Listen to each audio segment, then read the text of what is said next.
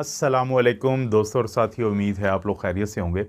Flu का season है, हर दूसरा शख्स जो है वो फ़्लू का शिकार नज़र आता है। आज से पहले यानी अक्टूबर नवंबर तक तो एक आपके पास ऑप्शन, अच्छा खासा ऑप्शन था कि आप फ़्लू की वैक्सीन लगवाएं। अपने घर में जो भी जिनको ये ज़्यादा मसला बन सकता है या बनता है तो उनको फ़्लू की वैक्सीन लगवा लें। 2 हफ़्ते में वो काम करेगी और फ़्लू के इन्फेक्शन की शिद्दत से और इसका ज़्यादा दिनों के लिए होने से आप बच सकते हैं। लेकिन फ़र्ज़ करें कि आपने वो नहीं करवाया, तो फिर मैं आपको इस वीडियो में बताऊंगा कि 6 वो टिप्स कि जो आपकी मदद करेंगे कि अगर आपको फ़्लू हो गया और फ़्लू के साथ आपको बुखार होता है, जिस्म में दर्द होता है, बेचैनी होती है, उल्टी आती है, मतली होती है, पेट में दर्द होता है, लूज़ मोशन हो जाते हैं, तो ये सारे इसकी अलामात में ही शुमार होते हैं। तो उस सूरत में आप 6 वो क्या काम कर सकते हैं या 6 क्या वो टिप्स हैं कि जो आपकी मदद करेंगी कि फ़्लू से ना सिर्फ ये कि आप जल्दी ठीक हो जाएँ, बल्कि फ़्लू की जो शिद्दत होती है अलामात की, तो वो भी आप में काम आए। इसमें पहली तो यही टिप है कि अगर आपको ये जैसे ही फ़्लू शुरू होता है और आप अगर 24 से 48 घंटे में अपने डॉक्टर से बात करके एक एंटी वायरल दवाई, जैसा कि नाम से भी ज़ाहिर है कि जो वायरस होता है फ़्लू का, उसके ख़िलाफ़ ही काम करती है, उसकी तादाद को बढ़ने नहीं देती वायरस की और उसके ज़्यादा अटैक को नहीं होने देती। तो ओज़लटैमाविर के नाम से 75 मिलीग्राम की आपका डॉक्टर ज़ाहिर है कि आपकी कंडीशन को देखते हुए बताएगा कि कितने दिनों के लिए और कितनी दफ़ा लेनी है, ये उसका काम है और ब्रांड भी वही बताएगा। लेकिन एक एंटीवायरल दवाई है जो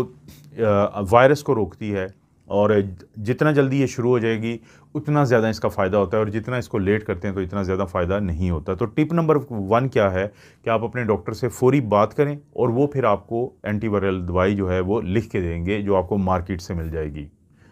टिप नंबर 2 ये है कि आपने एल्डरबेरी का नाम सुना होगा और ये आप तस्वीर में भी अगर आप देखें तो आप शायद पहचान जाएं कि ये एक फल है। सैकड़ों सालों से इंसानों को पता है कि जब उनको फ्लू होता है और एल्डरबेरी का अगर वो इस्तेमाल करते हैं, और जो आज मॉडर्न दुनिया है उसमें इसका एक्सट्रैक्ट भी आपको मार्केट से मिल जाता है। तो एल्डरबेरी के इस्तेमाल से आपको जो फ्लू की अलामात हैं उनकी शिद्दत में और दिनों में कमी देखी गई है। सिर्फ आपने एक चीज़ का ख्याल रखना है एल्डरबेरी को इस्तेमाल करते हुए कि इसको कच्ची हालत में इस्तेमाल नहीं करना, क्योंकि कच्ची हालत में या रॉ फॉर्म में इसको इस्तेमाल करने से पेट का दर्द, उल्टी या मोशन होने का डर होता है, लूज़ मोशन होने का डर होता है। तो एल्डरबेरी टिप नंबर 2 के तौर पे आती है जो आपकी मदद कर सकती है। साइंसी तौर पे भी ये बात की जाती है कि आपको फ्लू से जल्दी ठीक होने में मदद देती है।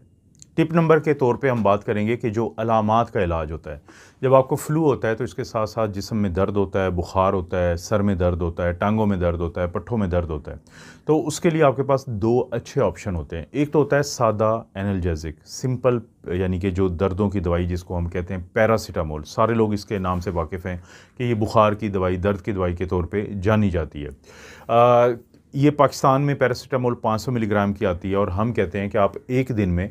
3 ग्राम से ज़्यादा नहीं ले सकते, यानी ये 6 गोलियां बनती हैं। क्योंकि अगर आप इससे ज़्यादा लेते हैं और ज़्यादा दिनों के लिए लेते हैं तो फिर आपके जिगर के लिए ये एक अच्छी चीज़ नहीं होती। यहीं पे मैं आप लोगों को एक बात समझाना चाहूँगा कि अक्सर जो डॉक्टर आपको दवाइयाँ दे रहे होते हैं, या अगर आप घर में पड़ी हुई दवाई भी लेते हैं पैरासीटामोल, और डॉक्टर ने भी बाज़ किसी और नाम से जो दवाइयाँ दी होती हैं तो उनके अंदर बाकी दवाइयों के साथ शामिल होती है पैरासीटामोल। तो इस बात पर हमेशा ध्यान दें कि ये ना हो कि डॉक्टर ने जो दवाई दी है उसके अंदर भी पैरासीटामोल हो और घर में भी आपको जो लोकल ब्रांड पड़े होते हैं तो हम इस्तेमाल कर लें। तो अगर 3 ग्राम से ज़्यादा एक दिन में आप लेंगे तो आपके जिगर के लिए ये ठीक नहीं होती। बुखार, जिस्म में दर्द और इन्हीं चीज़ों के लिए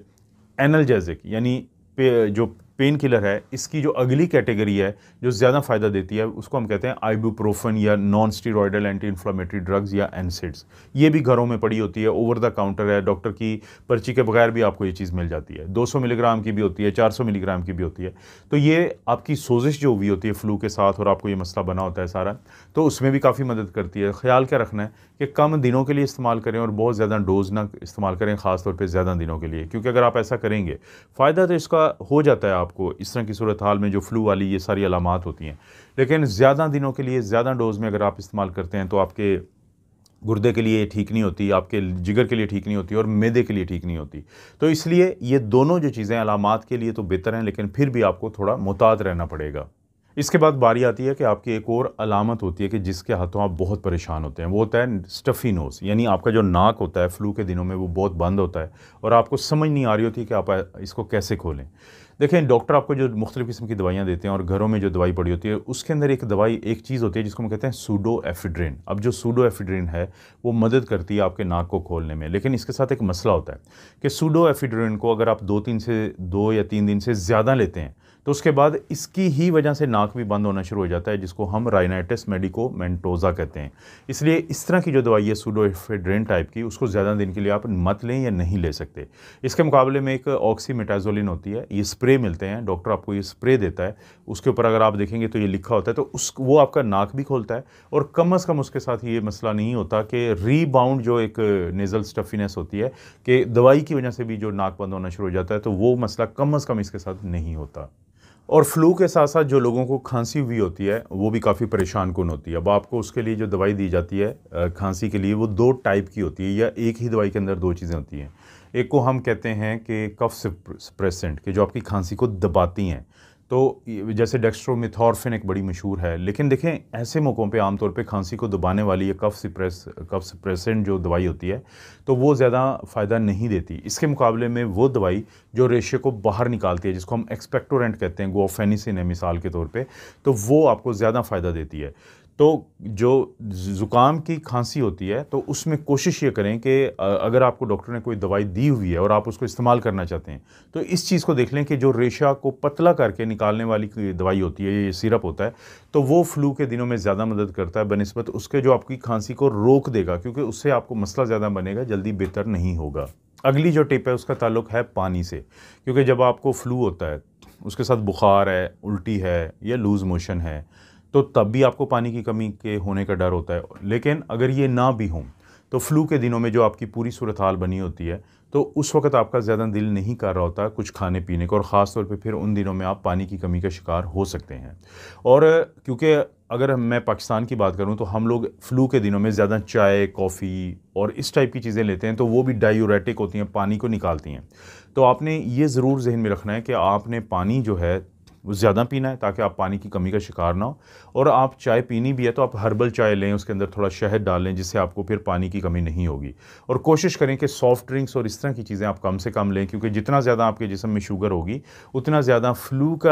के दौरान जो आपको इन्फ्लेमेशन या सोजिश हुई होती है, तो वो आपको फिर ज़्यादा ख़राब करती है। अगर किसी को उल्टी है, किसी का दिल बिल्कुल ही नहीं कर रहा और पानी की कमी का डर लग रहा है घर वालों को, तो वो हर सूरत अपने डॉक्टर से रब्ता करके तो आईवी फ्लूइड्स यानी कोई ड्रिप वगैरह लगवा लें, क्योंकि पानी की कमी मसले को ज़्यादा बढ़ाती है, लेकिन पानी की कमी अगर पूरी हो जाए तो उससे जल्दी ठीक होने के चांसेस वैसे ही बढ़ जाते हैं।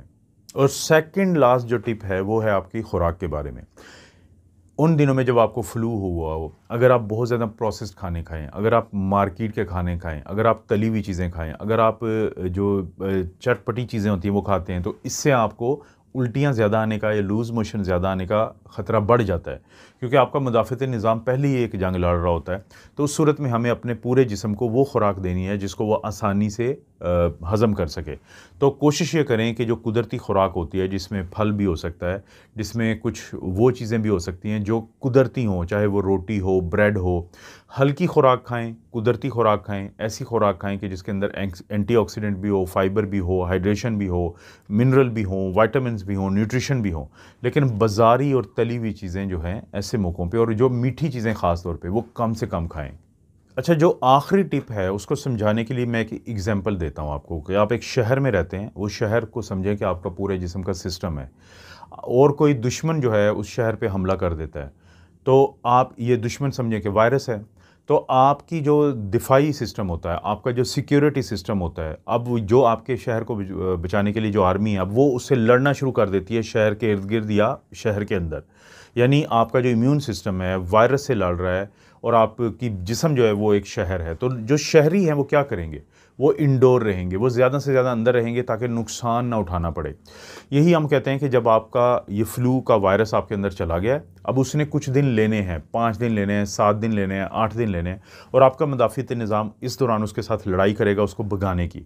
तो जितना मुमकिन हद तक आप रेस्ट कर सकते हैं उन दिनों में, और ख़ास तौर पे पहले 3 दिन में कोशिश करें, कहीं बाहर आपने सफ़र करना है, कहीं बहुत बड़ी आपकी कोई इंगेजमेंट है, कमिटमेंट्स हैं, तो इस तरह की चीज़ों को आप जो हैं उन दिनों के लिए छोड़ दें और मुकम्मल तौर पे रेस्ट करें। आपने देखा होगा अक्सर डॉक्टर अपनी प्रिस्क्रिप्शन पे मरीज़ों को लिखते हैं कि complete bed rest advised for 3 days, 5 days, 7 days, मरीज़ की हालत को देखते हुए। उसका बुनियादी मकसद क्या होता है, ताकि आपका जिस्म या सिक्योरिटी का निज़ाम निज़ाम या मुदाफ़ती निज़ाम दुश्मन यानी वायरस को भगा ले और आपके जिस्म को कोई कोलैटरल डैमेज ना हो। तो इसलिए कोशिश करें कि अगर किसी को फ्लू हो 3 से 5 दिन के लिए जहाँ पे हाइड्रेशन का ख्याल रखना है, जहाँ पे दवाई का ख्याल रखना है, जहाँ पे डॉक्टर की तजवीज़ की गई जो भी चीज़ें उनका ख्याल रखना है, वहीं पे आपने ख़ुद ये ख्याल रखना है कि आपने ज़्यादा से ज़्यादा रेस्ट करना है। हाँ, 3 से 5 दिन के बाद जब आप रिकवर कर जाएँ तो आहिस्ता-आहिस्ता अपनी एक्टिविटीज़ को बढ़ाते हुए 1 से 2 हफ़्ते में अपनी नॉर्मल लाइफ़ की तरफ वापस आ सकते हैं। तो दोस्तों